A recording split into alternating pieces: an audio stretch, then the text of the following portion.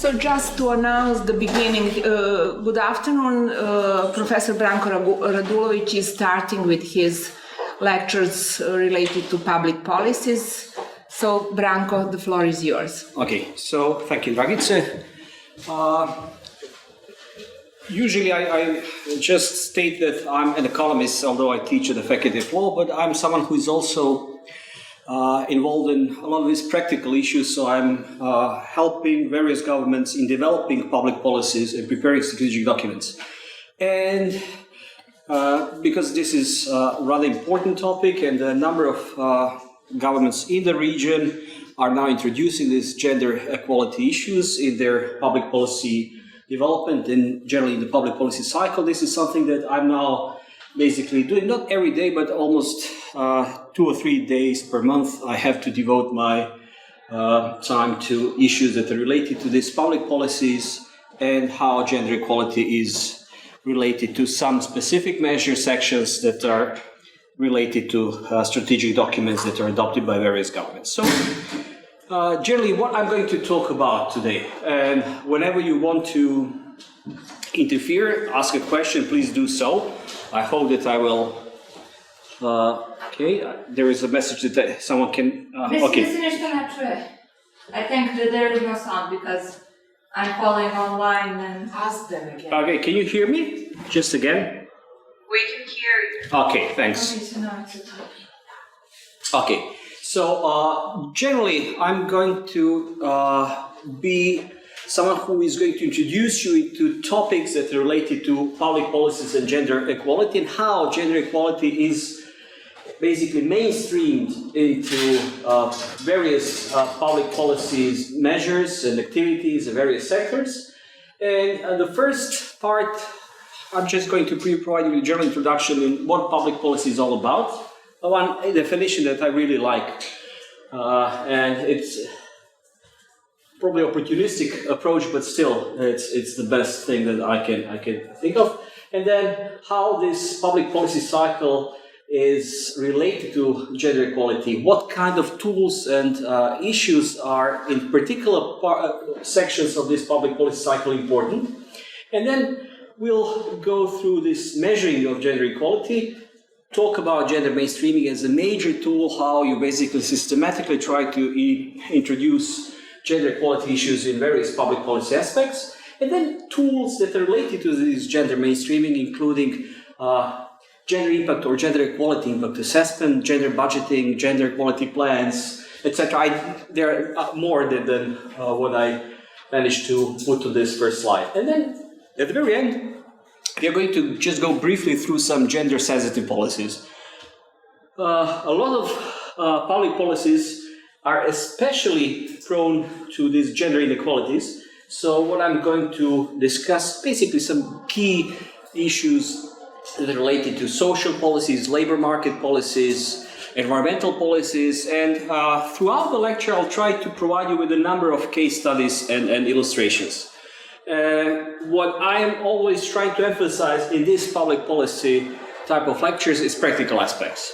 So what I would like you to do is to go and check in your relevant country, or for Serbia if you are coming from our country, specific documents, specific manuals that are available. There are basically these manuals that relate to gender equality are mushrooming. There are so many of them, and I'm trying to cherry pick and provide you with the best of what is available.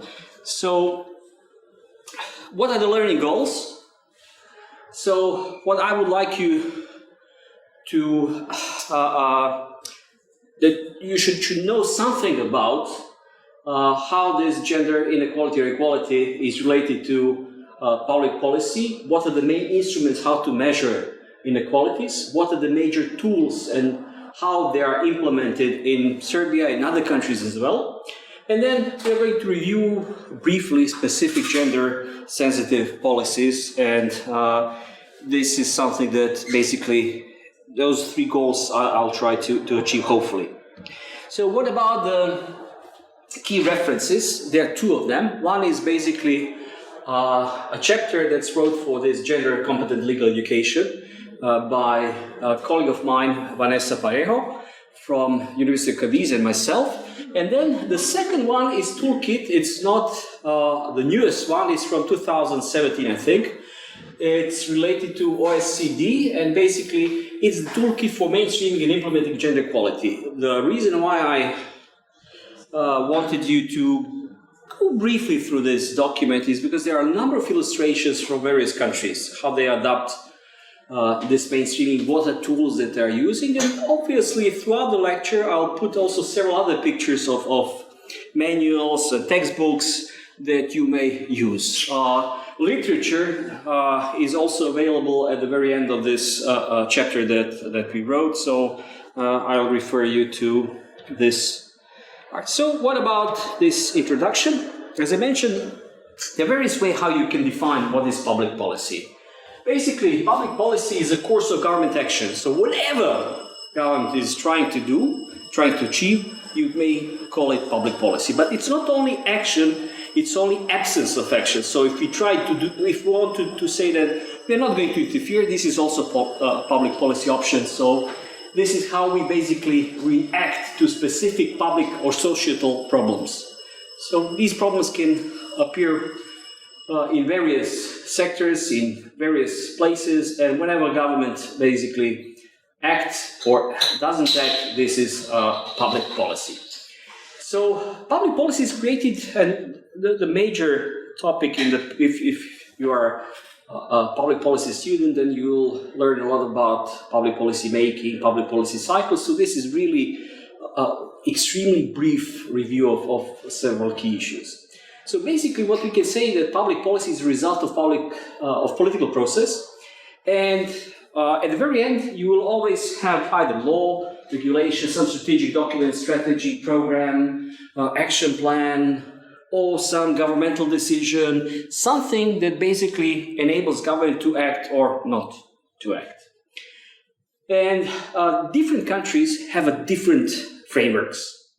Serbia is, for example, specific because it has even a law on planning system, which is really precise of what particular ministry, what stage, how they are going to plan, how they are going to adopt, how they are going to consult, whatever it's related to this process of public policy decision making, it's regulated by the law. But we are outlier. There's only just one more country in Europe that is doing pretty much the same. It's Lithuania. Other countries basically have much more informal way of this public policy making. So what brings this gender inequality issues to this realm of public policy? Well, traditionally, governmental policies, legislation are viewed as gender neutral. No, that was all the way back, and only recently, basically, not only most advanced OECD countries, but also developing countries are now trying to basically introduce this gender mainstreaming and basically to look at this governmental policy, public policies, as something which may actually result in even worse outcome with respect to gender inequality. So a number of policies are actually not gender neutral. They are quite opposite. They are having sometimes significant and really impactful results on this gender inequality, but this was how things were, let's say, 3 decades ago or something like that. So nowadays, when you talk about public policy, gender inequality is perceived as one of the key issues, a substantial, persistent societal problem, and it's evident in various sectors, in economic, educational, political representation, in health gaps, discrimination against women or LGBT population, etc. So various sectors, various public policies are related to gender inequality, but still it's a relatively recent phenomenon. And when you look, and I'll try to show you some data from OECD countries, you may be surprised. Not all, even these most advanced countries, are implying a number of these concepts that we are going to talk about. On the other side, Serbia is not doing very bad. We are, at least on paper, having quite a lot of things already in place. So, despite some advances, this placement of gender equality is now basically on the top of policymakers' agenda, and now it's a pretty much a different situation. So when you talk about public policies, as I mentioned, one of the key terms is public policy process. So what does this mean, public policy process? It's the way basically how you reach eventually decision, how particular public policy measure action is implemented in practice. So what are the steps? And you'll find a lot of textbooks that discuss this. There are a lot of introductions to public policy analysis, like dozens of textbooks. And you'll always find a circle. Circle basically depicts stages of this public policy decision making. So basically, it starts with, okay, we really recognize that there is a problem. Let's say there is a problem with gender inequality. Then we want to put this problem on agenda of the government, of the ruling party, of someone who is making key decisions. And then we are trying to formulate and try to have a document that depicts, that basically states what the problem is about, what we are going to do, and how we are going to do. So this is the stage where you're performing analysis, assessment, think about measures, and trying to have at the very end a plan, a strategy, or some kind of document that's a result of this process. And finally, you will start to implement, and then after implementation, you'll try to evaluate, monitor, and evaluate, and then think about whether you need to revise or do something else. So basically, this problem definition is something that you'll find in most of these textbooks, but then you'll have agenda setting in some not. Then you'll have planning, implementation, monitoring, evaluation. So basically, this is something like repetitive for each and every policy. It's the same. So how gender inequality or equality interferes with the public policy cycle? It interferes at various stages. So this cycle is, again, you'll see a little bit different. So you define a problem, then plan what you're going to do, then act, check, it's monitor, and evaluate, basically. So it just differs in the terms that they're using, but logic is pretty much the same. So here, when you try to define, you are using gender data, you're using gender analysis or gender impact assessments, you are using gender stakeholders consultation. So you're basically using the tools of public policy decision making. So you'll try to see what are the options, what are the effects, how this what is the impact on let's say, gender gap or gender equality gap or something else that's of interest and it's relevant to this particular field.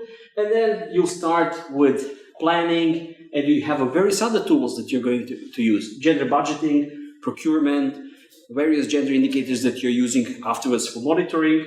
And then you are trying to implement this. So one of this course is basically sort of related to this. You try to educate people, to provide a training or awareness raising. So you have a lot of these type of activities. At the very end, then you have a monitoring evaluation. So this is something that in most of these countries nowadays are actually implementing this policy cycle and introducing various tools that are just enlisted here. Whether countries are using particular tools or not, it depends on the culture, on the stage of development.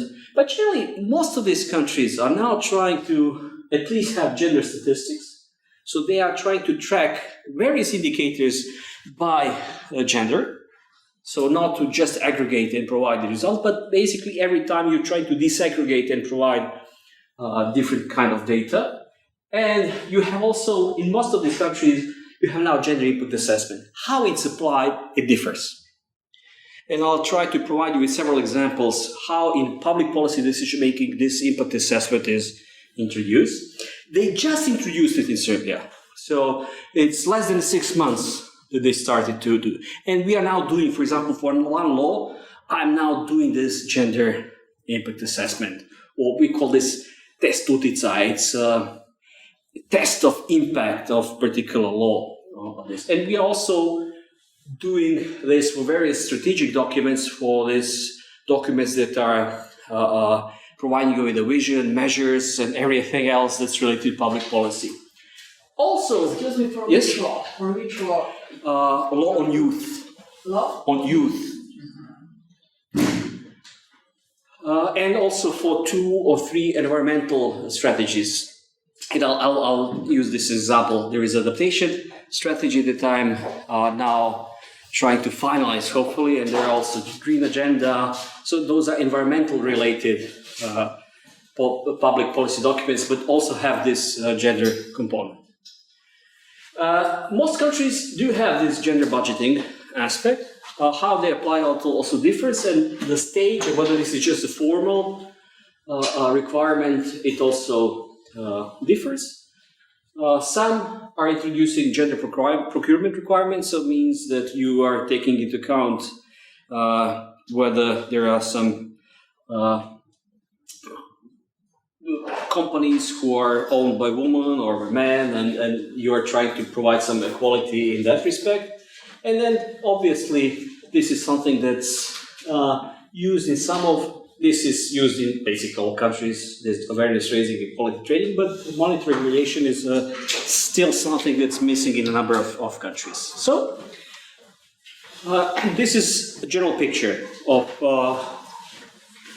gender equality and public policies. Why also is, now next 2 minutes I'll talk as an economist.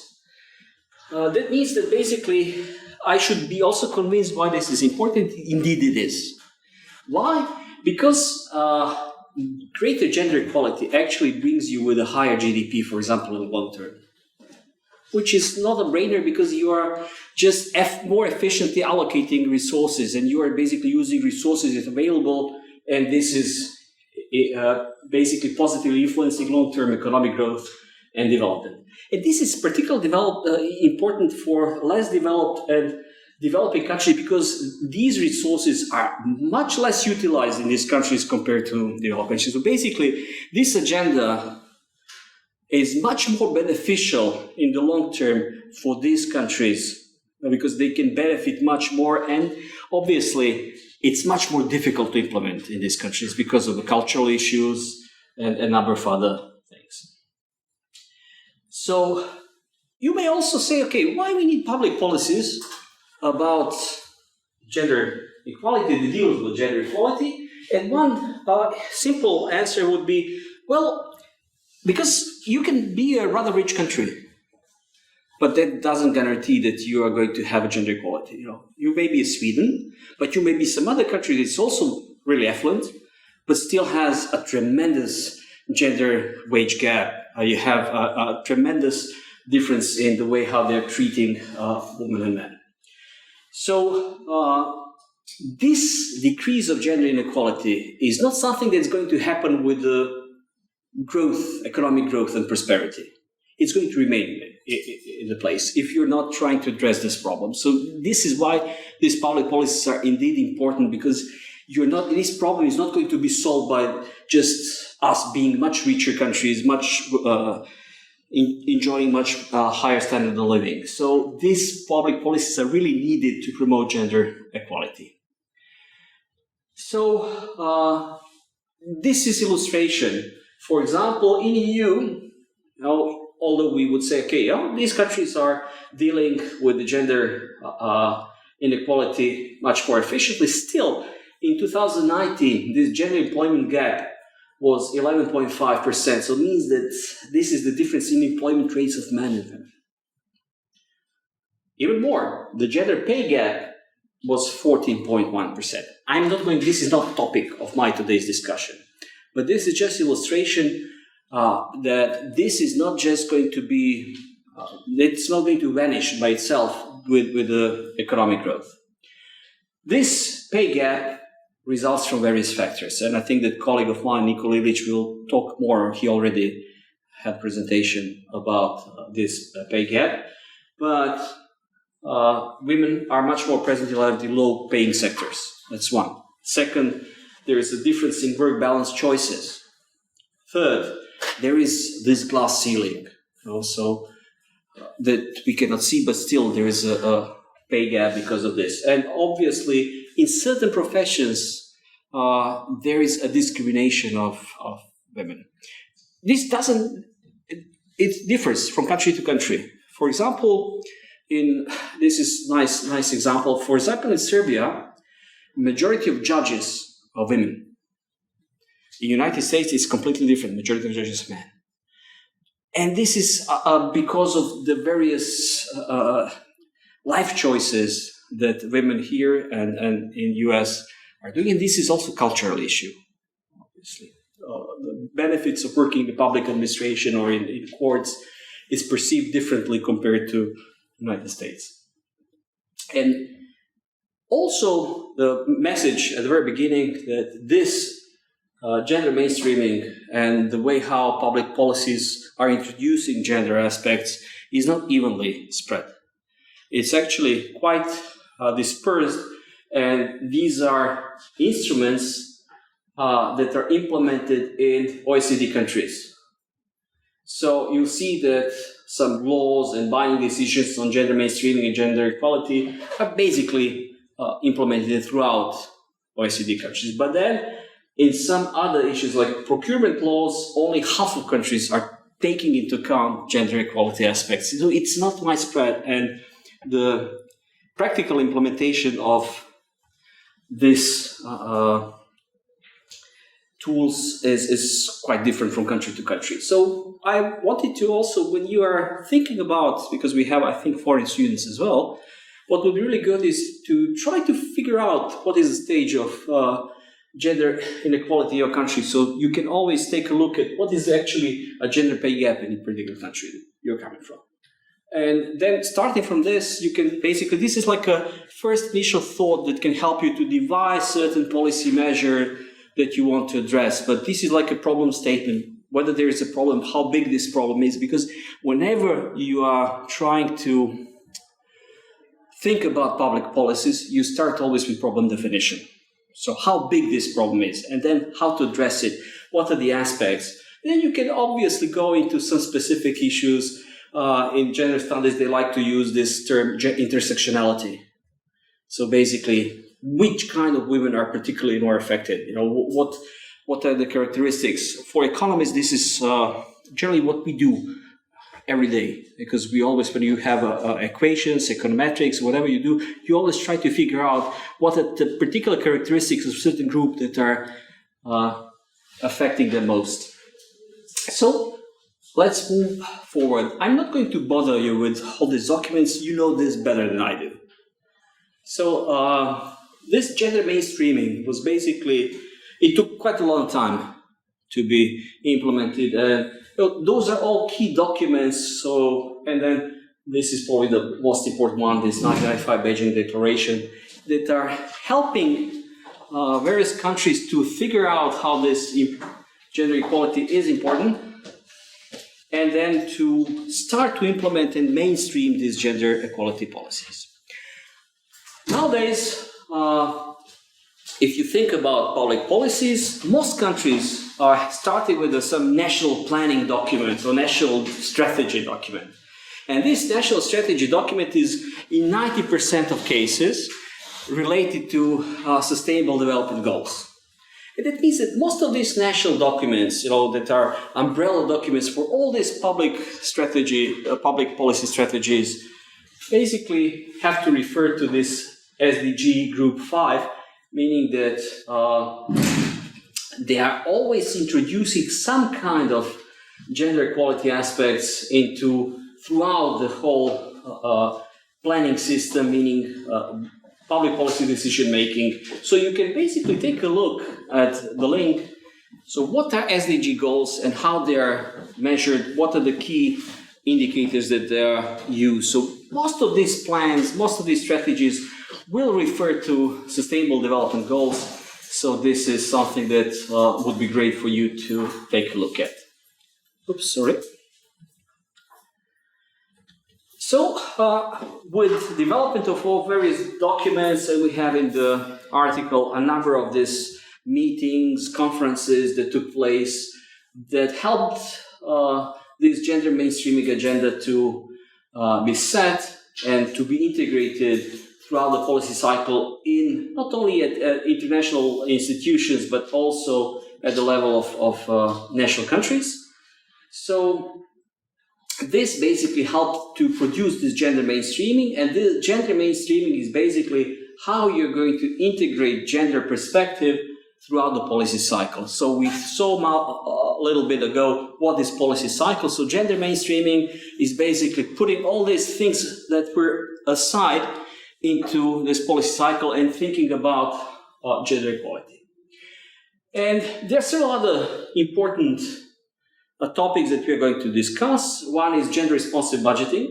That means how you're using budget, how budget is allocated, how expenditures are used to ensure that budgetary decisions contribute to reducing gender inequality. So basically how to achieve gender equality goals. Also, you have a number of anti-discrimination laws and policies. You have affirmative action and quotas, and you have gender sectoral policy. So these 5 issues are key policy tools how you want to achieve and how you're going to implement gender mainstreaming. So you're going to use gender budgeting, anti-discrimination laws, affirmative actions and quotas. You have to use gender-sensitive sectoral policies, so a myriad of various measures that can be applied. Now, let's move to second topic. I hope that I'm not going too fast. No. Okay. And that you can understand me. So, maybe some questions. Okay. Comments. Yeah, you can. Whatever. If someone has a question, you can ask. Huh? For now, not it. Okay. When we go to implementation and use that. I'll show you how we are implementing this afterwards. So, how you measure gender inequality? For example, you want to say something about Serbia's relative position to other countries. The first thing is that gender inequality is multidimensional issues. That means that you will have some composite indicator. You have to think about a number of aspects that are relevant to gender equality. And basically, no single measurement can capture this issue in entirety. So you have also a number of these composite indexes. And the problem with composite indexes, they're quite sensitive. I'm now constructing one using an EU coin tool, which is a mathematical Excel spreadsheet that's creating composite index. And then you change something, you have a different relative position of particular countries. So it is sensitive, so you really have to think about creation of this and what you are going to use as a component, and that's why these are things that are often being criticized. On the other side, besides these composite indexes, and we are going to look at several of them, you can also use single dimension measurement, and I mentioned already, you can use gender wage gap. You can use gender-based violence, political representation. So if you're looking at a particular sector, it's much better to use this single type of indicator. You don't have to use just a component of this composite index, and we'll see in a minute what is going on. So composite indexes, there is a competition between them. So you have various reports that are presenting as a part of even more broader index a gender equality aspect. You have various surveys that are used. You have various institutions. One is OSCE Gender Institution Development Database. You have the pretty much similar structured database for the World Bank, Gender Statistics Database. You can go to EU. You have European Institute for Gender Equality, their database. So EU should think what kind of data you need and what kind of reliability of particular index is in that particular field. So also there are additional composite indexes that are called Gender-Related Development Index. And then this is a composite because it has 3 parts and 3 components that again have a lot of indicators.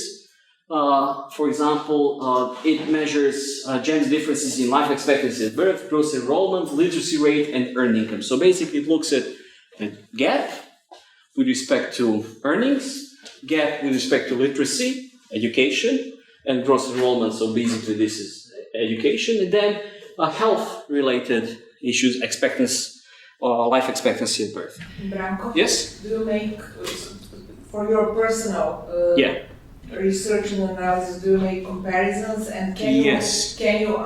Yes, and I'm using a gender equality index, and I'll show you why. Because it's a Serbian... Okay, but comparatively speaking, is that possible to estimate which are better due to some criteria or something like that, or all of them are useful and... Well, they may be all useful. There are a lot of articles that are criticizing some of these indexes. So yes, and you have references in our chapter about these articles that are criticizing particular indexes and what for. So obviously we don't have enough space in this chapter to deliberate and explain this in more details.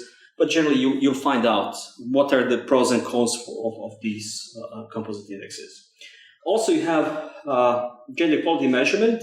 Again, 3 variables reflecting the importance of women in society. So here you are using percentage of women in parliament, male-female ratio among administrators and managers, and technical workers, and female-male GDP. So if you're interested, for example, in economic aspects and power that's transferred to women, this is probably better. If this index this first one is probably better in order to explain some outcomes that are related to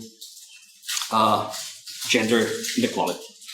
My preferable solution for this is this gender equality index, and the reason why I'm using this is sort of selfish because I have data for Serbia as well. Yes. Though data for Serbia are made from, yes? Do we have from this year or? No, 2021. 2021.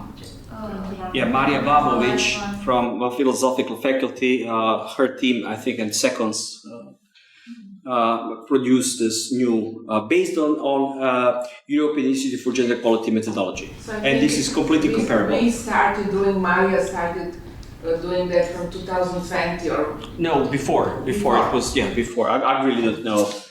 We actually have a comparison. I'll show you a bit later, but not in this context. And what you basically going to see, and going back to the very beginning of the lecture, is it takes some time. So even in EU, where you think, okay, these things are really going much faster than everywhere else, well, if you use this measurement, it really actually moves rather slowly. It moved from 63.8 out of 100 scale to 67.9 in 2020. So this is average. Obviously, there are countries which are much better ranked and those which are not so well ranked. Serbia wouldn't be at the very bottom. I think that we would be better than 9 member states. So, which is not really bad. And these things that are making this index, there are 7 components: work, so those that are related to labor market, money, earnings, and basically position with respect to earnings, knowledge, so education part, time, how much time women have, power, health, and intersecting inequality. So these are 1, 2, 3, 4, 5, 6, 7 components are used to create this composite index. So you can also option, you want to use just one component of this composite index. So you want to look, so if you're doing some kind of research, it's much better to use particular component than to look at the general issue. So if you're interested in the labor market, basically you can use first 3 components. That's something that's better representing the essence. And then obviously each of these components is further divided into specific indicators. So there is this methodology that you put basically 100 data and you end up with a 1. that provides you with the ranking. So this is the idea. So you should be really careful because it matters how the weights are assigned, whether there are some outliers that are interfering with results, and a number of other issues may appear. So this is why this is criticized. So when you look at the presentation, this is too small for you to see, but here is the link. So you'll see basically what are the average values for these subcomponents. So this is like 67, 68. This is even more. So, okay, sorry, it was 67.9 in 2020. Now in 2022, it's 68.6. So continuing to increase and improve, but rather slow pace. And then you have obviously some countries like Sweden, which is far above the others, 83.9. And then you have some others which are, Cyprus is 57, Hungary is 54, Estonia is 61, which was, for example, for me, it was surprising, you know, it's a Baltic country close to Scandinavian countries, and you would expect that their index is better, but it's not. So based on all this, you basically get this component. So these numbers are creating this one, 68.6. So for Serbia, the latest score was from 2021. It was 58 points. So if we compare this to some of these countries, so we are better than several of them at least. So probably there are some further improvements. And we have a much higher improvement compared to the EU average. So we are basically converging to some EU average faster than some other EU countries. Why? There is a lot of initiatives, basically, if you look at what's happening in Serbia, at least formally. I'm not saying that substantially it's different, but formally, you have a new law, you have a strategy, you have a gender budgeting which is spread across the public institutions. It's starting to be implemented. Here, there are some comments, but please make them openly and publicly and loudly. Well, my greatest concerns are between this dialectics between form and content. But we will probably talk about that in the later discussion. Well, it is, we can talk, but actually I'm looking at the glass as half full, not half empty in that respect. And I'll explain at the very end why these public policies are actually having certain impacts in Serbia and in some other countries. So now let's move to gender mainstreaming. As I mentioned, there are various definitions. This is one from OSCE. It's the process of assessing the implication of policy programs on different gender and integrating a gender perspective throughout the policy cycles. Basically, it's just a variation and a bit of different wording, but this is. So what gender mainstreaming requires is actually whenever we are thinking about public policy, we should take into account this gender equality aspect. So we are going to do this in each and every stage. Remember again, policy cycle, when we think about the problem, yes, there is a problem, but let's do some gender assessment, whether there is a different scope or scale of problem with respect to genders. And then when we are thinking about the measures, whether we should have a specific measures to address specific gender-related issues. So what we would like to do through gender mainstreaming is to have a systematic approach and not to have a partial and scattered approach where we are going to, we are going now to adopt the new law, youth law, and then we are going to have this because this is ministry that's aware of these issues, and then you're going to have a ministry of finance, conservative. They're not just, what's this? That's not. This systematic approach basically forces countries to have a widespread and systematic adoption of these gender equality issues, and to that extent it was rather successful. So to implement gender mainstreaming, you have certain prerequisites. First, the key prerequisite is to have a whole of the government approach. It means that you should really have some kind of systemic a key document, strategy, that basically is horizontal, that spreads through all sectors. So horizontal public policy making, which is probably was difficult. So this is like a government strategic plan for implementing gender inequality, and we do have it. And most countries in Europe have this sort of document. They call it program, strategy, plan, whatever, different wording. We have to call it because of this law and planning system. Then you should have institutions that are going to implement this. And you see, to implement public policies and to implement this, you need to have line ministry, which is specifically devoted in some countries, like in Spain, they established it, then abolished it, then established it again, etc. Or we used to have in the former government. Now it's in the Ministry for, it's a long wording, ljudska prava, human rights, and they are changing this, and it's just a part of this portfolio of this ministry. And then you had a council, which used to be rather important, then it was abolished, and then I read a news a couple of days ago that they re-established it again. And if you go at the website of this council, it doesn't exist now. So that means that basically what's really important, this is relevant for your question, is to provide continuity. And we are a country that has everything in a form. We established this, but then abolished it, but then, and this is the case in the other countries as well. So continuity of this institutional mechanism is rather important. And then once you have this watchdog that looks at how this is implemented, then you have to have a tools, various tools.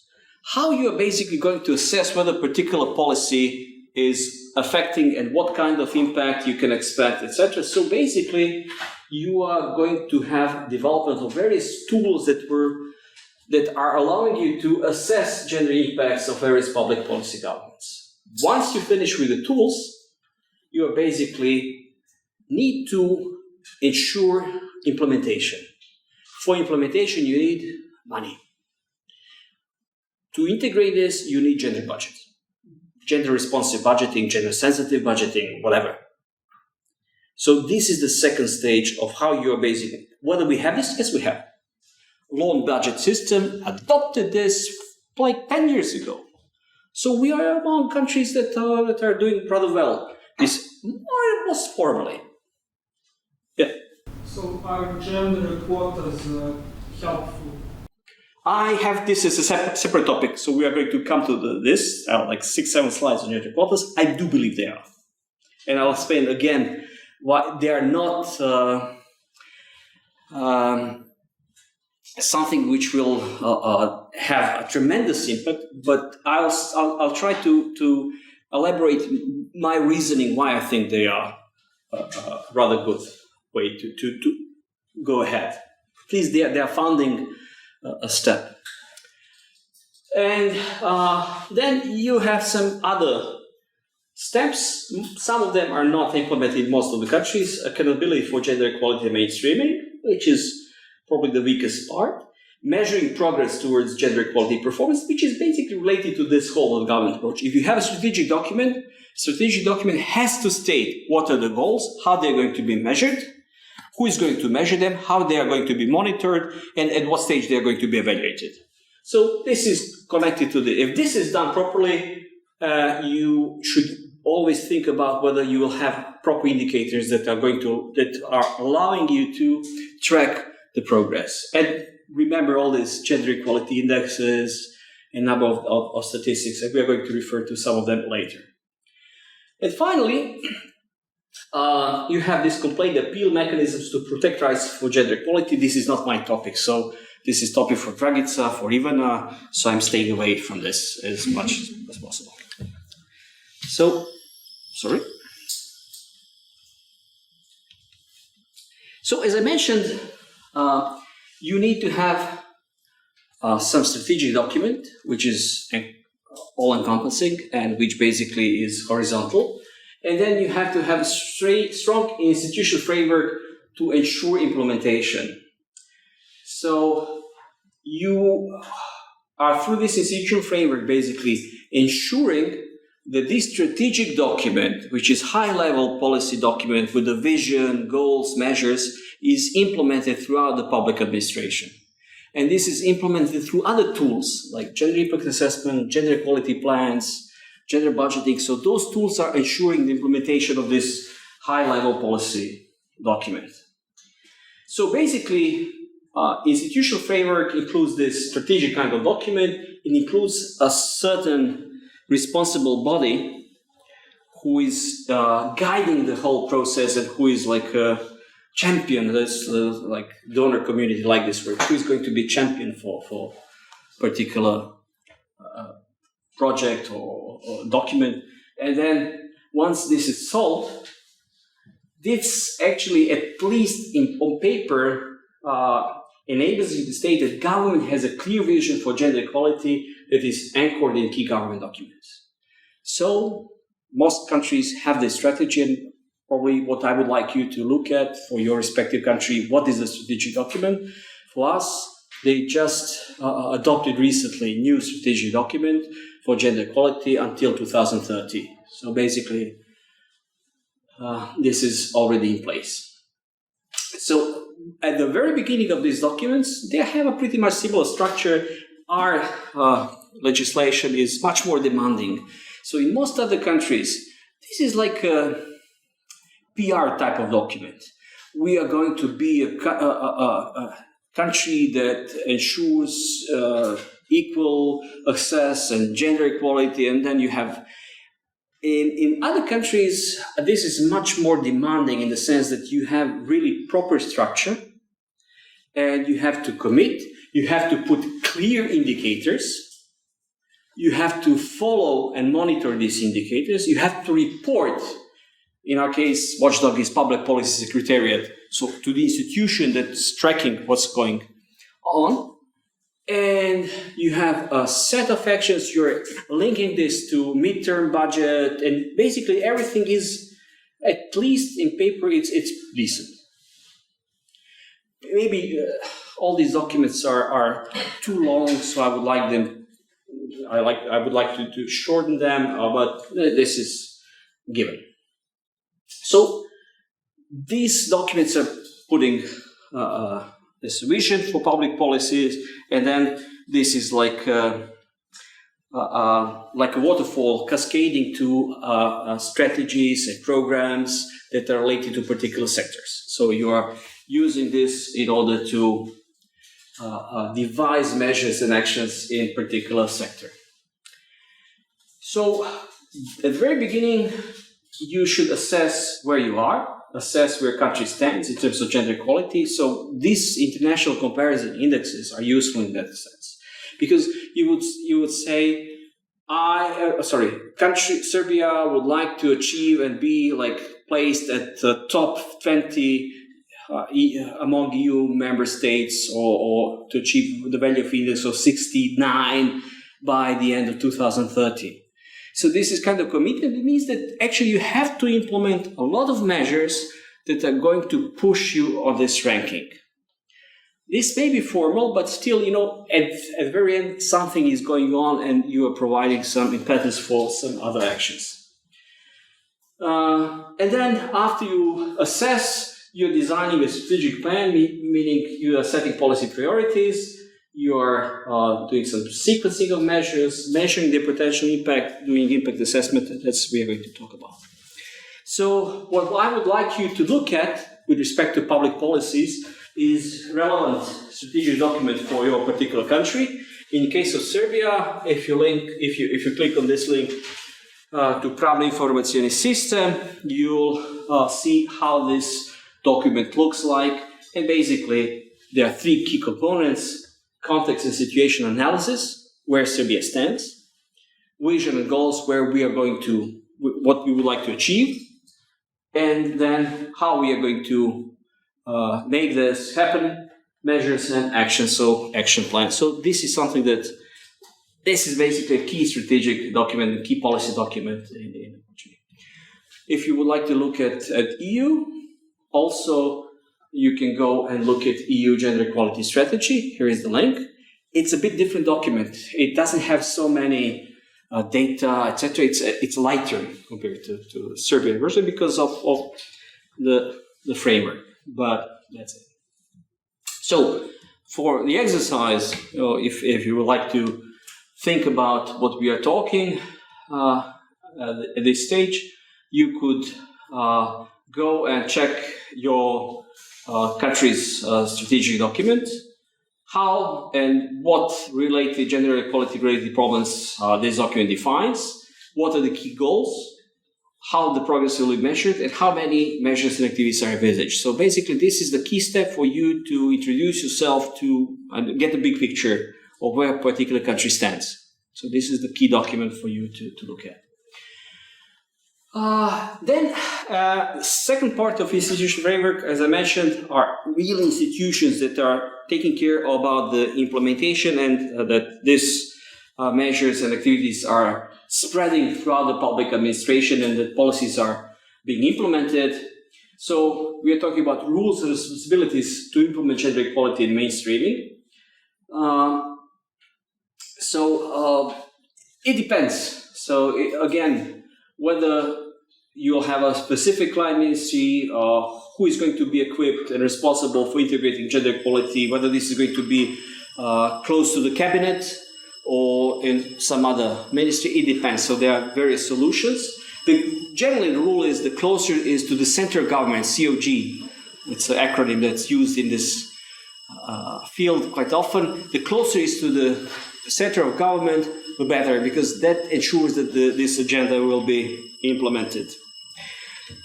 What is the challenging is how to cascade this to local level. So most of the countries are doing rather fine with respect to central government, but then the problem is when you start to implement this at the local municipal level. So there is a gap between this central government and local government implementation in most of the countries. Still, it's not the case. In some countries, it's quite opposite. But again, it's up to you to check. So what Excuse me, Branko, in our country, at each level, that's a huge problem. Starting from the gender equality, the law on gender equality, which has not been implemented yet, and then to speak about fantastic or detailed strategy for what to achieve until 2030. Yeah, from practice, what I can say is like some things too much far from it is, but in some cases, you'll see now that whenever they are devising a new plan, new strategy, they are thinking about gender issues. So they're thinking about the measures that, they're collecting data that are distinguishing what's happening with a man, what about women. And this is one thing. Second, they are now trying to introduce this gender budgeting with some municipalities are moving, the pace is much better than at the central level. But some municipalities are basically doing nothing. So it depends. You can, throughout the country, it's probably not extremely successful, but you do have some really good cases where this is, How are they taking into consideration gender mainstreaming when it comes to elementary education? At the school institutions, we had a huge problem and backlash with the eradication of the concept of gender from biology in elementary school, and it wasn't prevented. How are we to cope with this? That's a cultural issue for me. So it's a cultural issue. So I wouldn't be. I know. But I have my own opinion that there are realistic goals, taking into account cultural framework, and this is something that I'm going to talk about at the very end. And what is much more impactful is for me is to, and I'll show you at the very end. If you're thinking about, for example, agriculture, and you have this climate change. And you think about that a number of households, agricultural households, are led by women who do not have the same sources, same capacities as a man, and still they are receiving 3 or 4 times less subsidies compared. So a measure that would address this issue and that would provide a level playing field, at least for these women, would be great. And this is now taking place. So these type of things are not obviously whether this is going to happen at the very end, but they are at least thinking about it. And they are providing some additional amounts or devising measures that are taking into account this gender aspect and how much money is going to this type of, you have this interest, what kind of women are getting this, whether they are sole household, like only one person, which doesn't have any other sources, so you're providing help to them. So these are things that are happening, it's slow. And the message here is it's improving, but it's improving really slowly. And this is not just the case for Serbia. That's why I'm showing you the data for Europe as well. So it also, and you have other countries which are actually having pretty much the same environment and context like we do. Okay, so relevant to this question is who is responsible. So the key is it's not just one. So the gender mainstreaming makes everyone actually in the public administration responsible to implement horizontal policy. So government institutions are all responsible and accountable for integrating gender equality in their policy making process.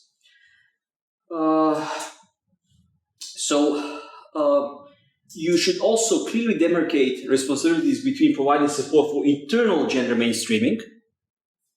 This is what we do in our faculty.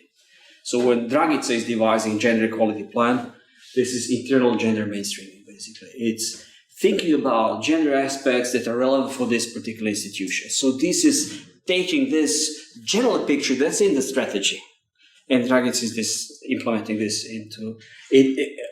I probably doubt that without this policy document, without the law, someone will say, okay, go ahead and make this. It wouldn't happen. But to come back to this question, so that's not only a matter of culture, what happened with biology, the content of biology subject in the primary school. Textbooks, yeah. In the textbooks. That's a matter of interfering of the Orthodox Church into the field which does not belong, even more in spite of the experts' opinion of the scientific centers which helped in producing this, how to say, gender-based, gender-sensitive content into the textbooks of biology, and then under the influence and pressure of the Orthodox Church, they were taken out. So that's not a matter of culture. That's a matter of politics. It is culture. That's a matter of regressive processes from the point of strategic documents. That's also that has to be taken. I'll come back to this. I'm not aware of this issue, but I'll show you why I think that the culture is really important. It is essential. Yeah. Okay, so the second, once you establish who is a watchdog, that you ensure that this is thoroughly implemented throughout the government. You need to think about now policy areas and how you're going to coordinate all these various policies, and it depends again on the country. The country here, we do have this public policy secretariat, which serves as a regulatory watchdog for public policies. So basically, if you're a line ministry, you're preparing strategy, you have to submit it to this public policy secretariat, who is going to take a look and say, okay, where is the gender component? What are the gender indicators? So they are basically going back and forth with this line ministry and trying to improve and to include this. And they devised and they now created a number of these tools that should help creators. And this is, for example, a colleague of mine who is from political sciences, who is working with me on the law. I'm doing impact assessment, he's drafting the law. He's, for example, now going through these tools. He found them very useful in devising the law. So let me move a little bit faster. So I already mentioned In Serbia, we have this Ministry for Human Minority Rights and Social Dialogue, and we used to have Gender Equality Council. Now it's going to be established. So continuity is really important. We lack this continuity generally. We are moving this responsibility from one ministry to the other ministry. So it's Why? What is your opinion from your experience? Why do you think that? Well, it's a political horse trading. They're basically, now we have 20-something ministries. So, they're mushrooming. So basically, you're splitting ministry, you move some part of people to the new ministry, you lack this institutional memory. People are leaving, so that's, and then perception is we have a lot of other things to do, and this is not at the top of our agenda. Power games.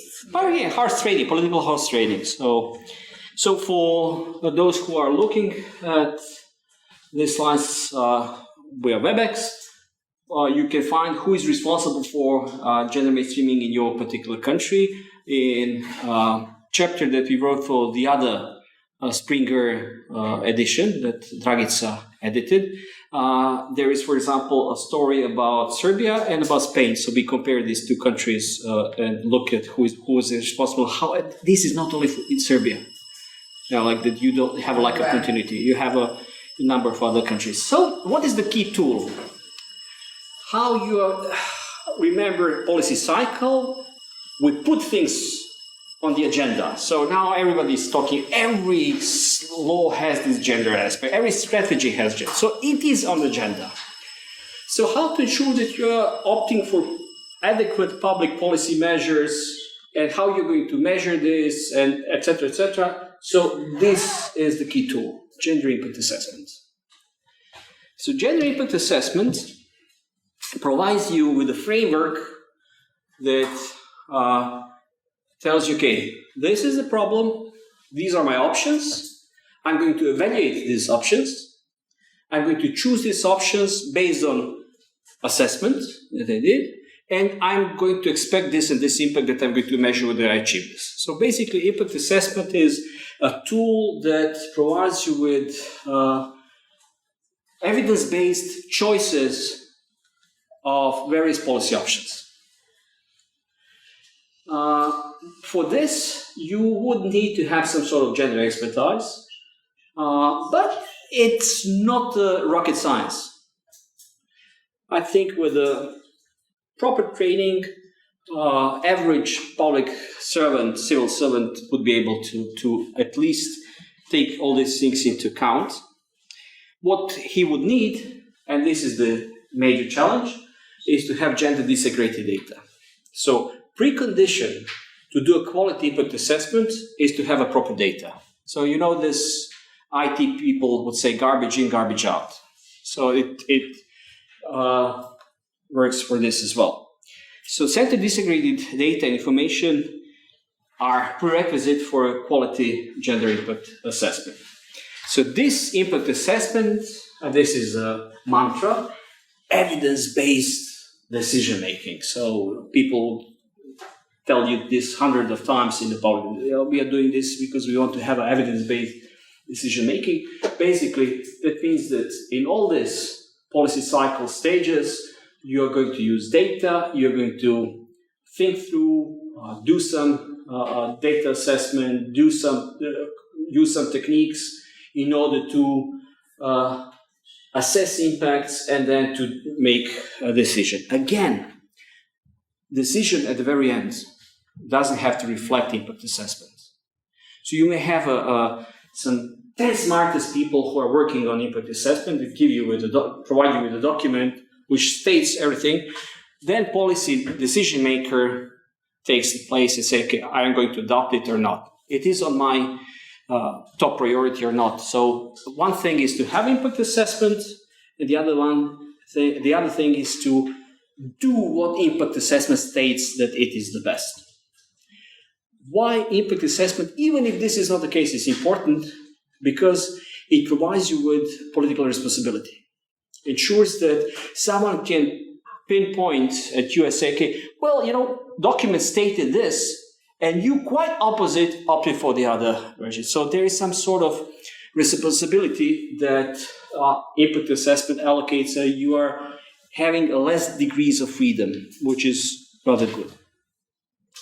So this gender equality or gender impact assessment is generally ex ante evaluation. It doesn't need to be only ex ante. I'll come back to this later. So what you're doing, you're assessing the law, program, policy, document, whatever, that has certain relevant aspects that are gender related. And then you're trying to assess what are the consequences for gender equality. Basically, the simplest question is, does a law, policy, or program reduce, maintain, or increase gender inequality? So this is the question that you are looking at. Branko? Yeah. And that question can be put, so does the particular law contribute to raising or diminishing gender inequality? That question can be put for each law within the process of lawmaking and then the implementation of law. Nowadays, almost not all, but now in almost all cases, and this is also a significant shift of this mindset, because before 15 years ago, like I said, this is irrelevant. Yeah, it was out. So now, because we are now thinking. Impact assessment is trying to assess direct and indirect effects. So direct effects are sometimes obvious. If you're having subsidies, who is going to get the subsidies? Woman, man, who is going to get it? But then there are a number of laws which are having indirect impacts, and these laws are, and also policy documents are, previously we thought, this doesn't have to do anything without this. Now it's much. These assessments are much deeper and go into. They're trying to clarify actually what are these direct and indirect impacts. So this is okay. Try to speed up. So for those of you who would like to learn how in EU they're conducting gender impact assessments.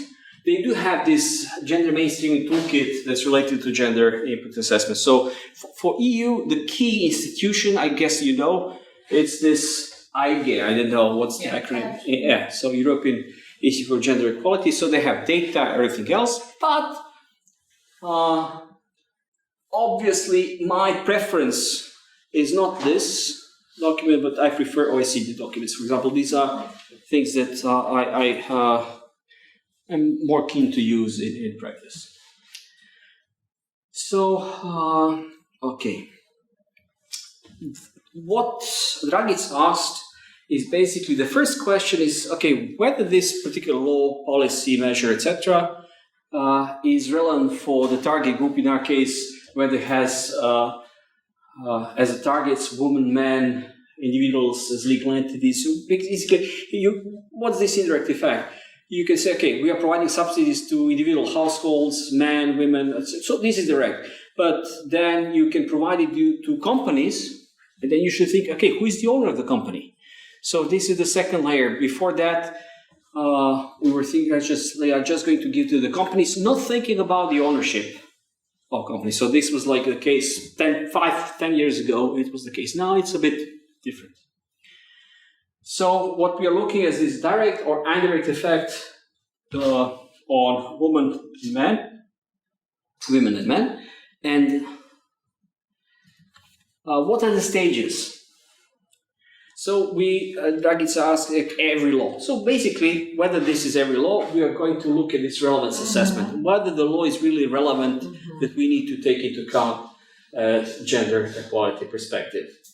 So once we define policy purpose and we look at the gender relevance, we go further and look at this impact assessment, and then this is like gender sensitive analysis. For me, this is much simpler analysis than what I generally do.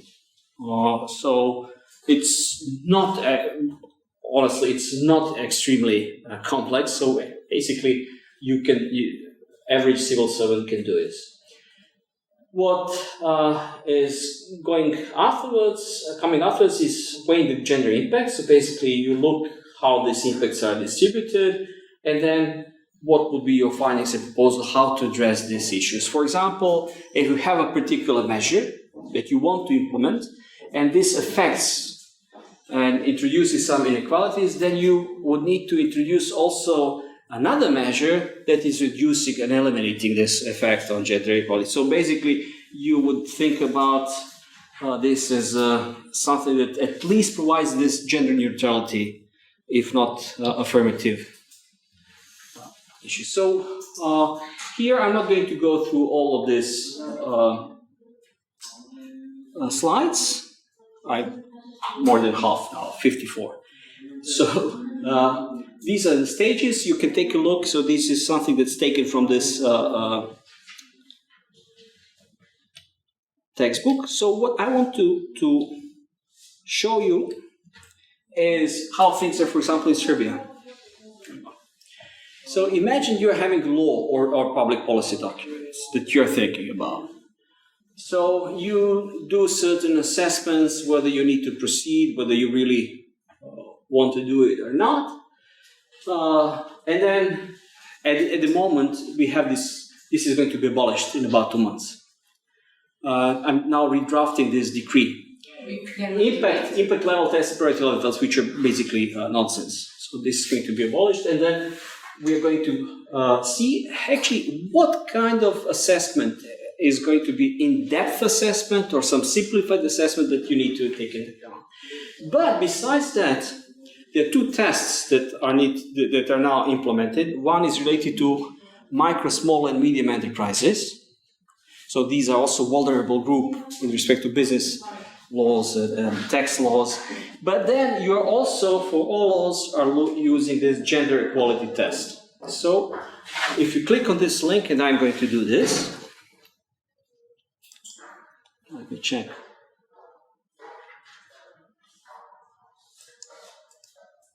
Okay, I'm not sure whether people who are on WebEx are able to see this. Let me just stop sharing. And again, to share the document.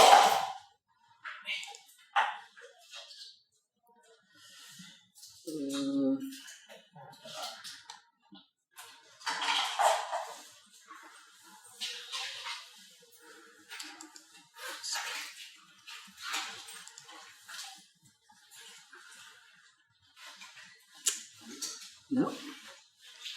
Maybe I will need some help here. I'm not sure.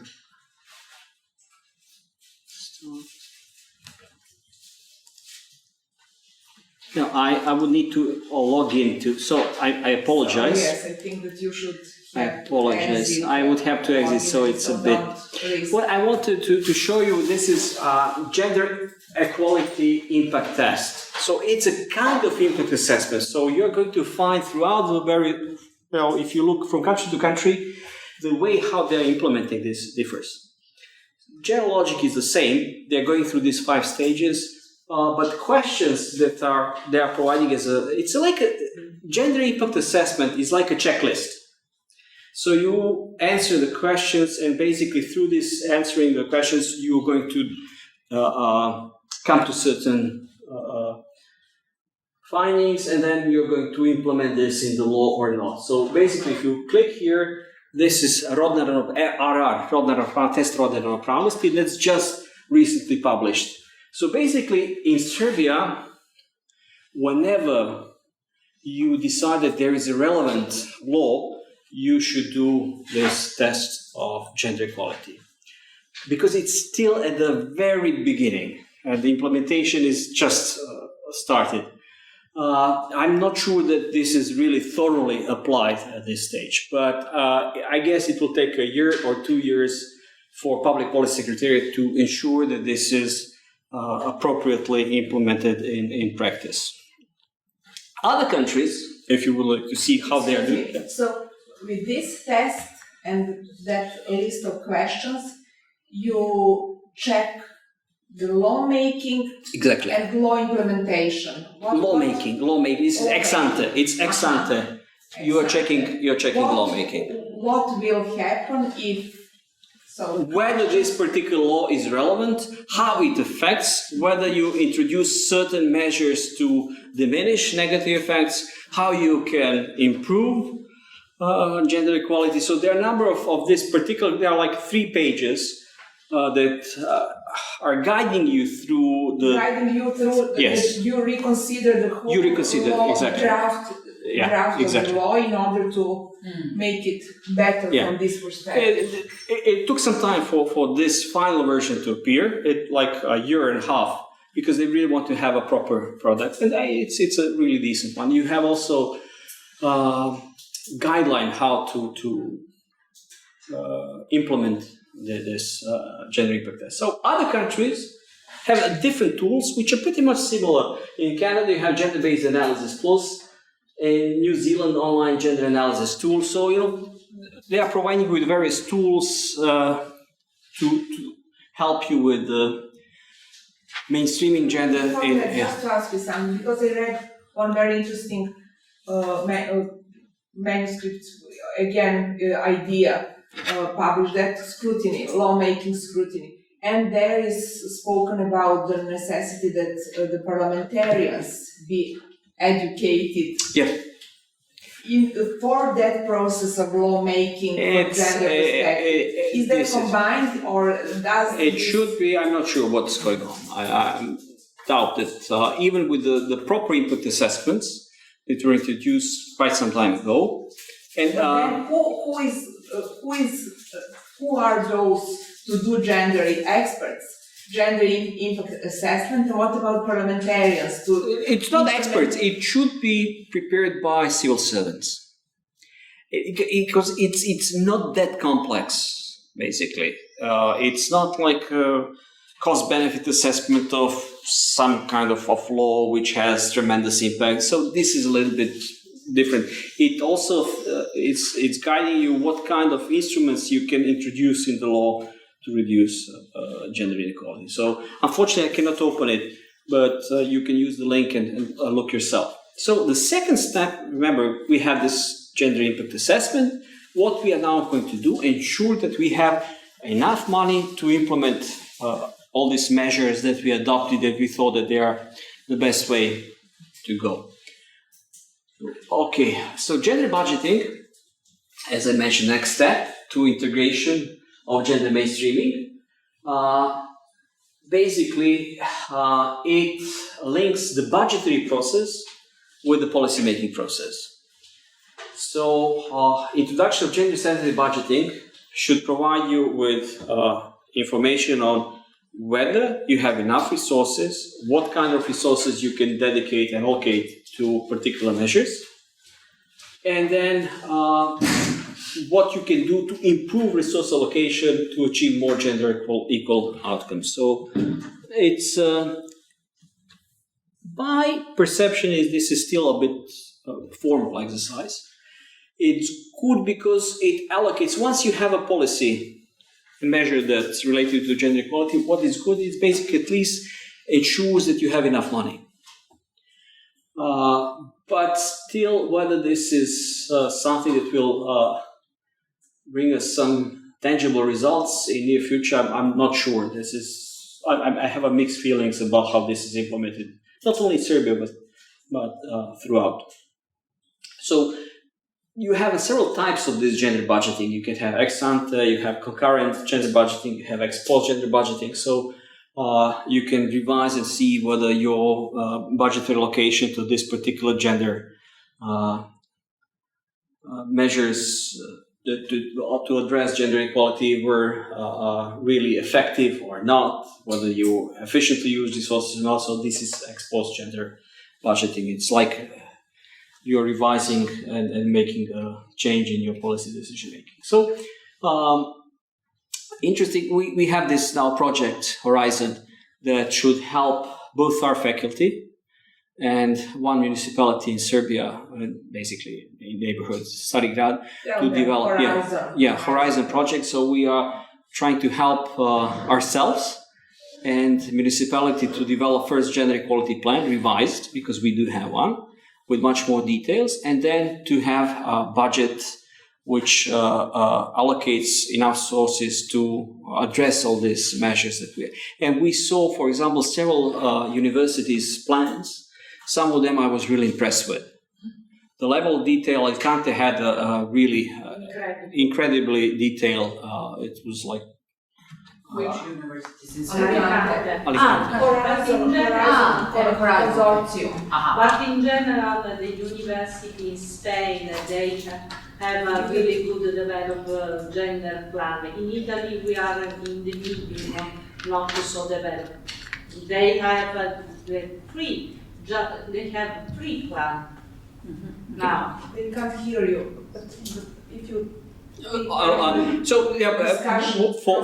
those of you who like to read more about Spain, because they're much more advanced in certain fields, there is this article, Two Tales, about gender mainstreaming, Serbia and Spain in comparison. So they are really far ahead in certain fields. So still, this is not the case for all developed countries. And in 2017, I'll show you a little bit later more recent data, only half of OECD members stated they have incorporated the plan for gender budgeting. So it was not widespread, even in most advanced countries. More recent data, a bit more than half, 61% of OECD member countries practice gender budgeting. So Serbia is practicing it. It's not spread throughout the institutions, but still, we do have something. We are gaining certain knowledge, and this is not the case in some far more advanced countries. So at least as a declaration of intention, we have this in place. So it's not the case in other countries. So if you look at OECD for gender budgeting, I would recommend you to look at OECD documents. They have also best practices for gender budgeting. So there are like 7 principles that need to be followed in order to achieve good practice for gender budgeting. So you'll get this presentation. So what about Serbia? Well, we formally introduced gender responsive budgeting in 2015, so 8 years ago. And we have Article 2 in Law on Budget System, where we define what is gender responsive budgeting. And plus, as a budget objectives, the very same law states that budget system should achieve, and number 4, item 4 is efficient allocation of budget resources with the objective of advancing gender equality. So at least, even if this is the key law for Ministry of Finance, this is one of the key law, of 2 key laws. So it's also integrated in law on the budget system. If you look at how to implement this, we don't have enough time. It's a topic for itself. You have a lot of manuals. This is one of manuals in Serbian, but if you just type gender budgeting manual, you'll have a list of at least a dozen of various documents. Precondition and what you want to do with the resources, and now what we are doing now is, remember, we have this high-level policy strategy there, and then what to do at the faculty. How to implement this at the faculty? Well, this is it, equality plans. So I see this equality plans as a tool to implement these big visions at the level of particular institutions, and this goes always in pair with the gender budgeting. So you have a quality plan, but how you're going to finance all these actions and activities, you need to have this budgetary allocation that are related to this issue. So at a high level, this is what we have: medium to long-term vision statement, strategy. It sets expectations to be successfully implemented at the level of particular institutions. You have gender equality plans. They basically set objectives and measures. It's approved by government. So we have similar now vision of the faculty how to achieve gender equality, which is specific to these institutions, and other institutions have a specific goal, strategies, and priorities that are outlined in their gender equality plans. And not only across institutions, but these gender plans in quality, in details, are substantially different. So I have also here,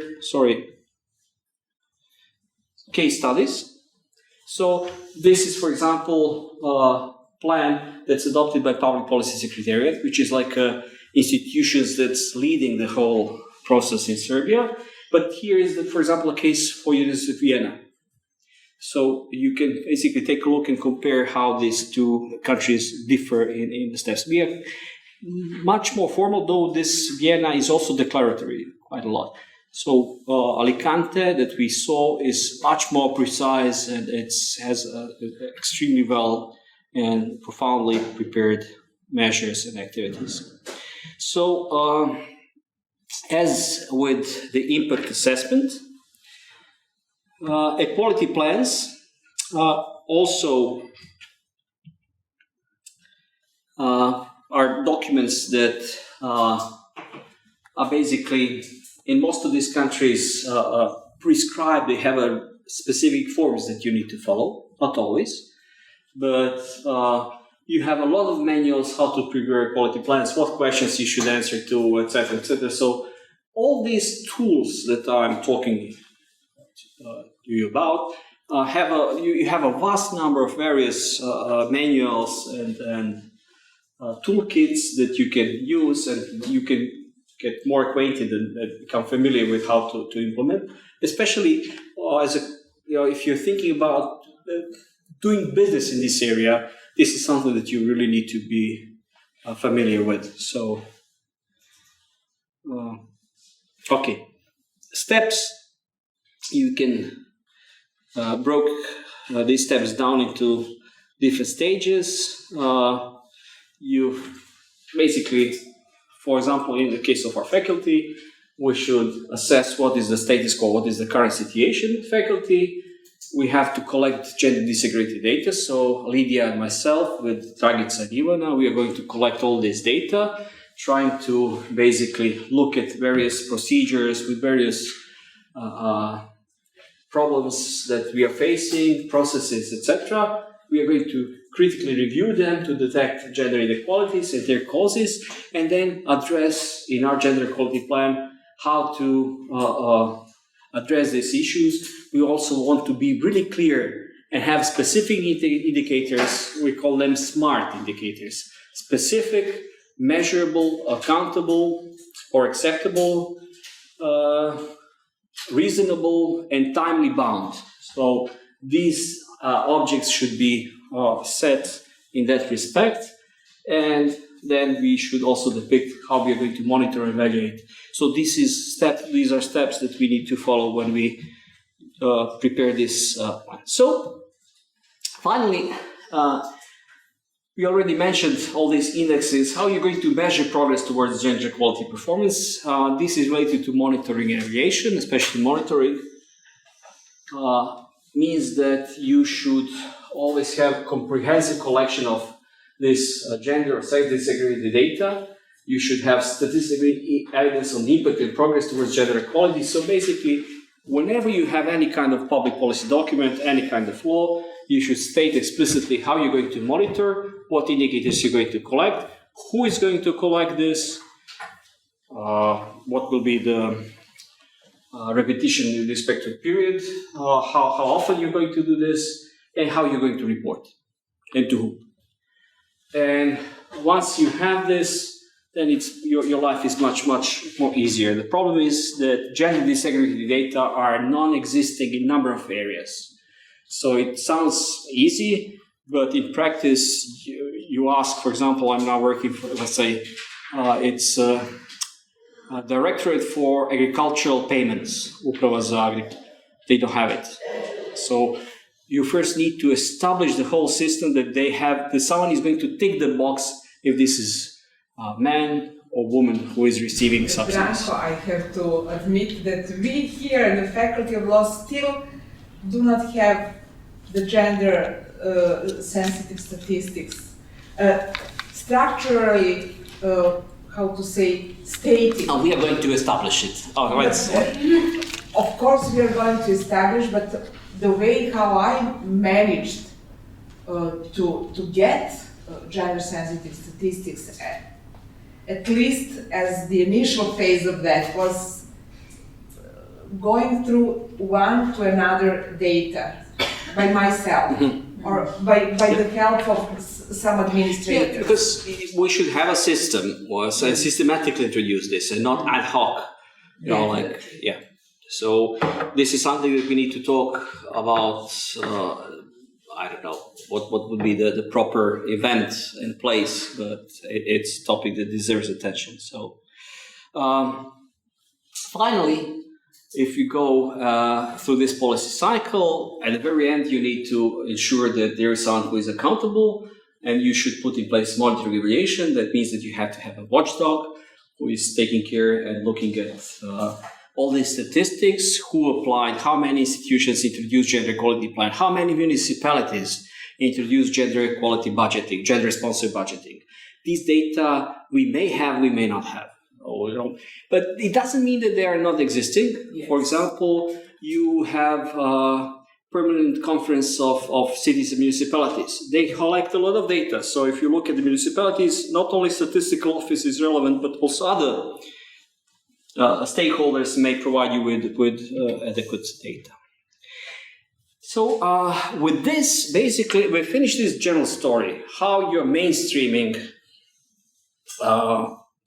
gender equality into public policies. So again, remember, policy cycle is the key. Each stage of policy cycle has certain tools, instruments that are used to introduce this gender mainstreaming. We talked about gender impact assessment, gender budgeting, gender equality plans. All these are tools to ensure the implementation of gender mainstreaming. And now the separate topic is, okay, we understand now the whole concept.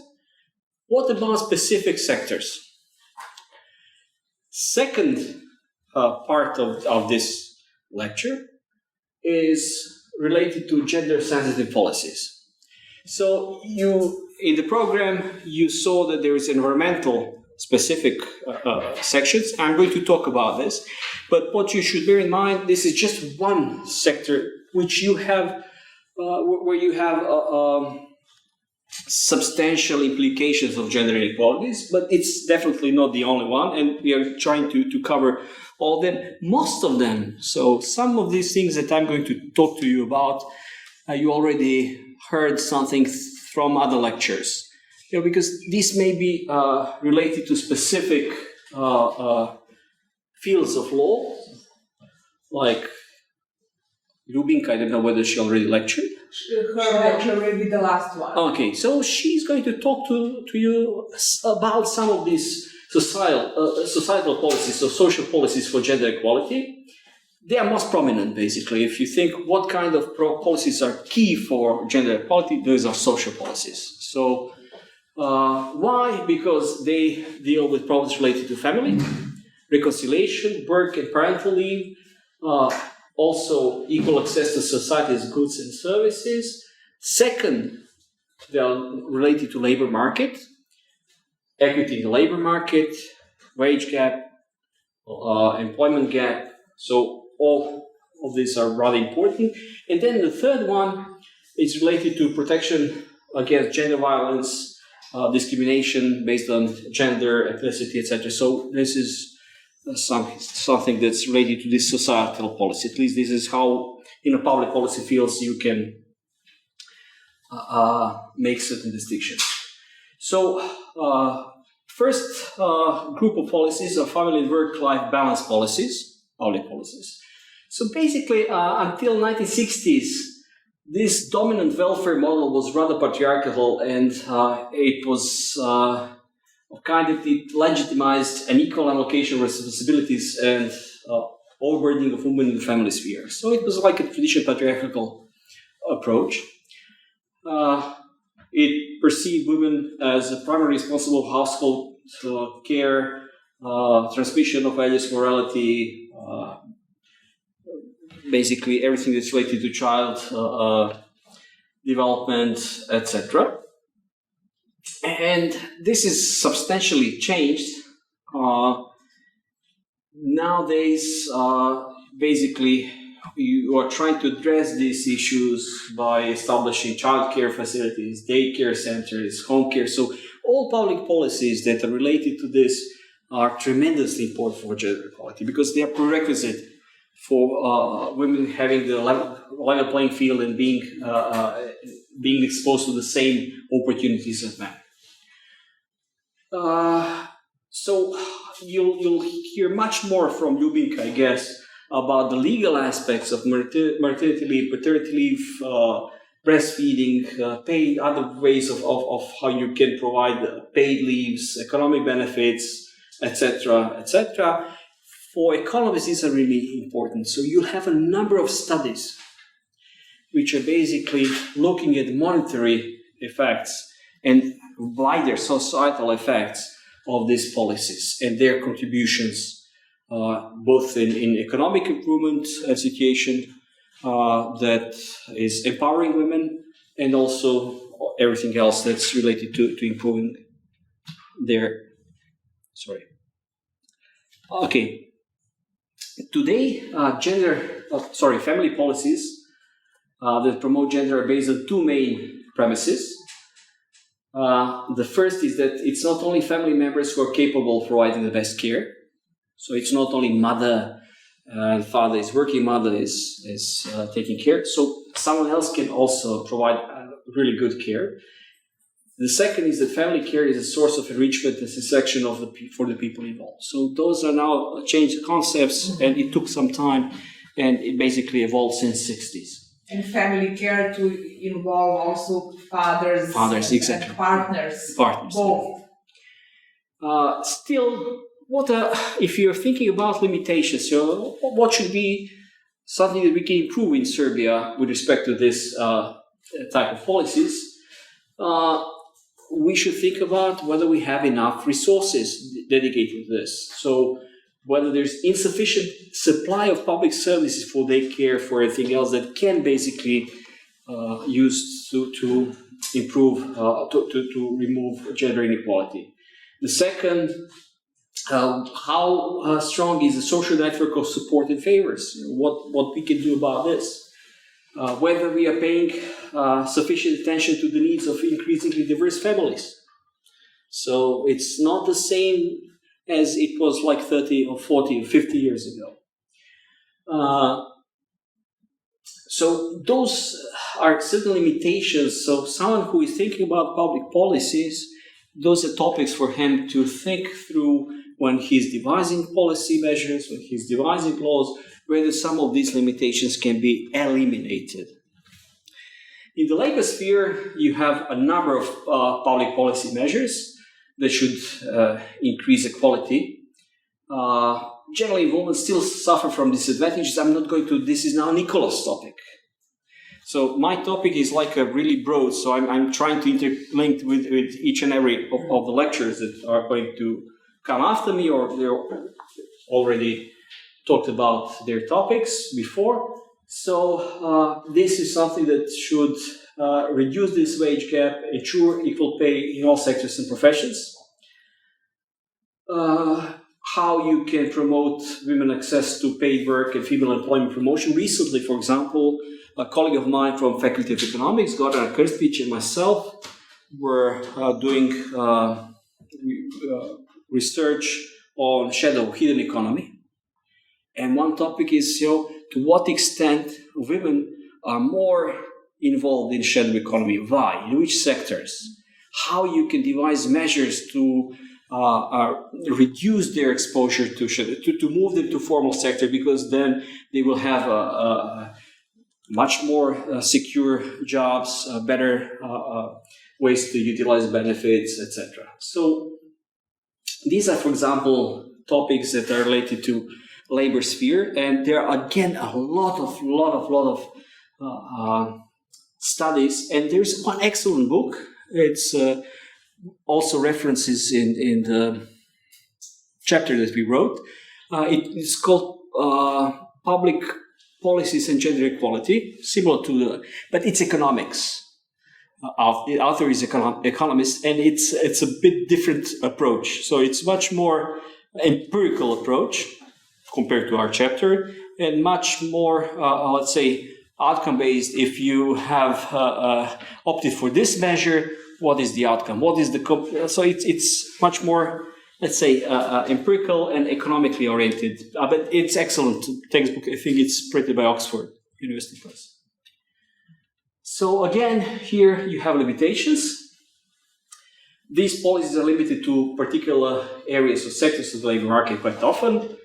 They're not concerned with informing, incentivizing, encouraging potential employers to implement them. So this is something that we can work much more and improve these policy measures. Well, sometimes they're so obsessed with women that they are neglecting men or some other, looking at the women as general, so they are looking at this intersectionality, they're not looking at particular groups of women that they should. So also better focus and better targeting is something that's quite often missing. So yes, there are good intentions, but economists say, good intentions are, the road to hell is paved with good intentions. So sometimes this is the case that you're basically having counter expected implications. In political sphere, some of you asked about these quotas. So policies for women's equal political participation are concerned with both horizontal and vertical discrimination. Basically, you want to achieve improved representation of women in power and policy-making bodies. So, what about gender quotas? Gender quotas apply throughout the region and throughout a number of countries.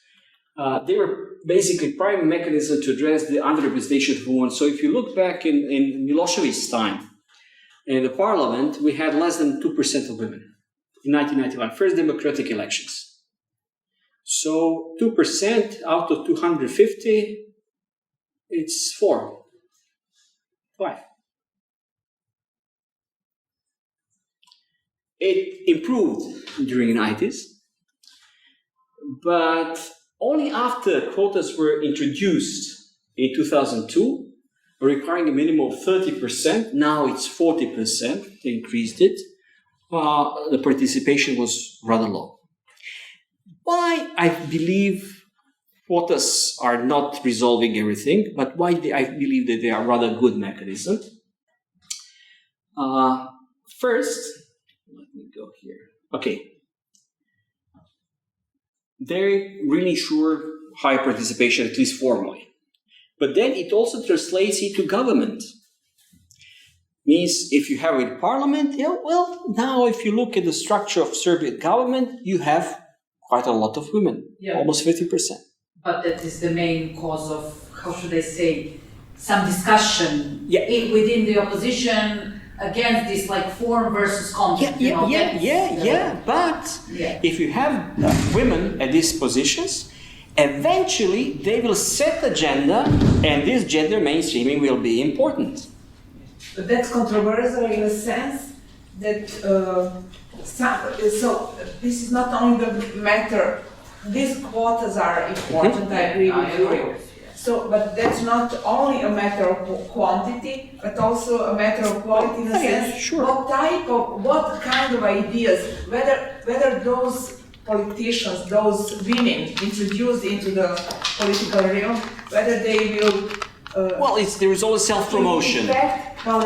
In fact, reproduce the patriarchal pattern, and whether they will just follow their male colleagues or chiefs, as our prime minister called absurdly the president, or they will really, from the point of gender equality awareness, do something essentially new and change the. So that's also a matter of quality. It translates to what extent. For example, in Serbia, it translates only at the Republican level. No effects at the municipal level. If you look who are heads of municipalities in Serbia, the share of women is negligible. So that's arguments. I agree, but still, if you have 60% of women in the parliament, but who just follow the patriarchal pattern, no. you don't move forward. So Well, that's also a matter of... in practice, well, in Serbia, the whole, and this is what we wrote about in the second chapter, not in the textbook, but a lot of these reforms are basically not demand-driven. They were supply-driven. There was the EU project, and there is, I don't know, some other institutional project, so they are standing behind it, they are pushing. And EU integration, So, but this is the case in a number of other countries. And again, we are coming to this cultural aspects. So,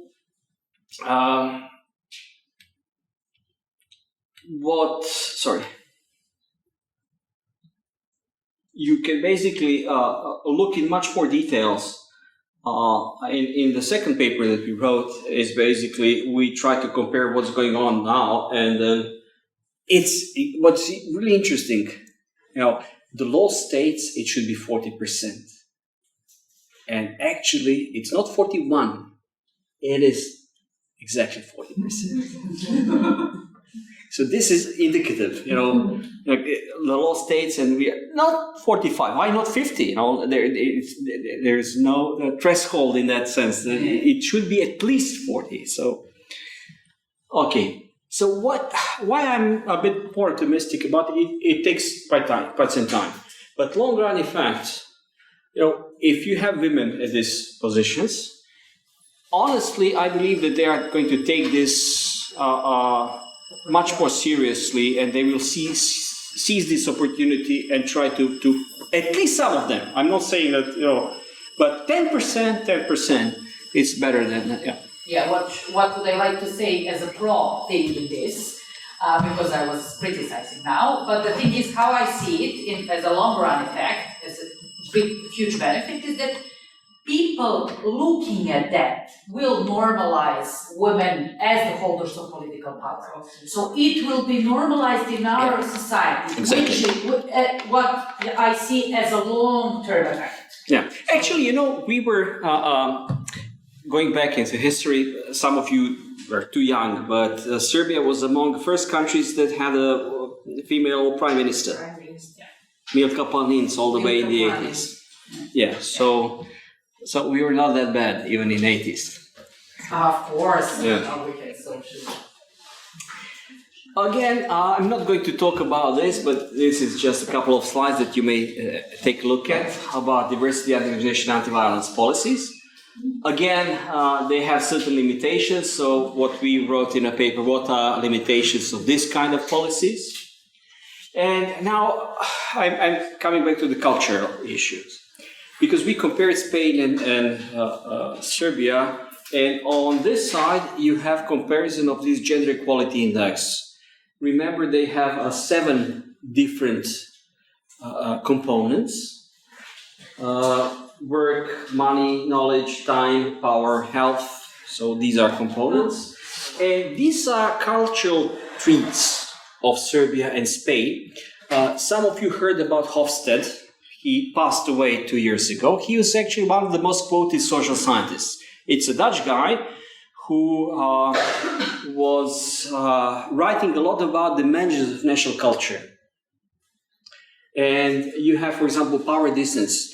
What is your attitude to those who are your superiors? Whether you are more independent or you are dependent. So what's the whether you are individualist, so you're going to take your destiny into your hands, or you're going to be dependent from the state, or you are looking at the state for some sort of social security network, etc. And then there are other issues like uncertainty avoidance. So this is comparison between Spain and Serbia. And these two, power distance and individualism, are where this difference is highest. And then what's interesting, for example, long-term orientation, both Spaniards and us are really not thinking through and looking at some 10 years ago, where are we going to be? We are consumed now, living in this moment. So this is like a similarity, but there are differences, and On the other side, why we are using Spain? Spain was really a good example how they substantially improved status of all women. It's far from being perfect, but basically they advanced much more rapidly compared to the other countries in other member states. So Spain is basically ranked in this gender equality index better in each and every aspect compared to Serbia. Not all countries are doing as good as Spain. How they achieve this? Basically, I guess that this individualism, looking much more openly about other people's attitudes, way of life. It's like in Almodovar's movies. It's the first association that I have when I look at this. So basically, this allowed them, this cultural framework allowed them to take steps which enable them to do certain things much more rapidly, more efficiently, and that's why they are better than we are, at least in a for sense, now. In a sense that they're more empathetic or more communitarian, or what? In what sense? In the sense that they are more liberal with respect. Are so contrary, actually. Actually, contrary. This is compared to us. Yeah, compared to us. I'm not saying compared to some other countries. And also, for example, this power distance, and that means that they are less, they are not so reluctant to say no to some authorities, compared to us. They are more prone to. And their, as you spoke about, their public policies are more gender equality oriented, and people are more open. In that, yes. Well, obviously. Culturally speaking, culturally, they are a little It's bit. very interesting.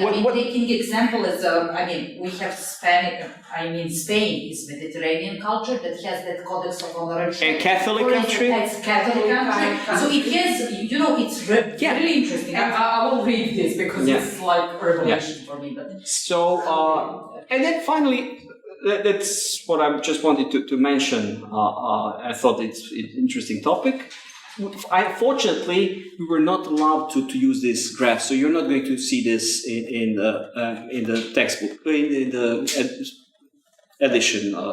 But tell them, you are mentioning, but maybe some of them do not know. That's from the book series, from the book Gender Perspective. Gender perspective, fourth. The reason why we were not able to obtain permission from Hofstede institution, it was rather complicated because they treated this as a commercial exercise, and then they would require certain money, and then we just, with the editor, we just say, okay, we were not allowed to use the graph, because it's sort of reproduction from their website. We are using their data, but we describe this in wording, unfortunately. So what, I'm not going to bother you more. So what you have also here at the very end Excuse me, the break. It's 7 o'clock. Okay, so I'll come back and talk about the environmental part. Okay, because this is something that be rather interesting. Okay.